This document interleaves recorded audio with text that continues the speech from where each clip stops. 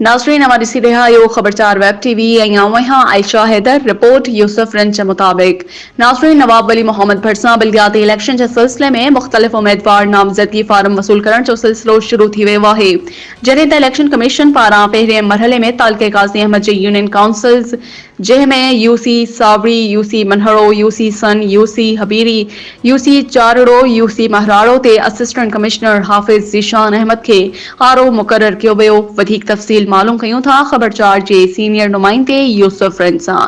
जी यूसुफ छा तफ़सील आहिनि? हाँ जी बिल्कुल अवांखे ॿुधाईंदो हलां नवाब वली भरसां बलदियाती इलेक्शन के सिलसिले में मुख़्तलिफ़ उम्मीदवारनि नामज़दगी फार्म वसूल करण जो सिलसिलो शुरू थी वियो आहे। छो त इलेक्शन कमीशन तरफ़ां पहिरें मरहले में तालके काज़ी अहमद यूनियन काउंसिल जंहिंमें यूसी सावड़ी यूसी मनोड़ो यूसी सन यूसी हवेड़ी यूसी चाड़ो यूसी मराड़ो ते असिस्टेंट कमिश्नर हाफिज़ ज़ीशान अहमद खे आरओ मुक़रर कयो वियो आहे।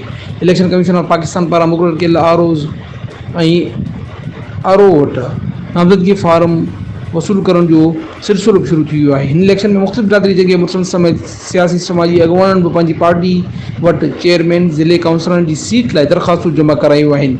नवां चेहरा बि बलदियाती इलेक्शन में हिसो वठी रहिया आहिनि। जी यूसुफ अव्हां जी वॾी महिरबानी।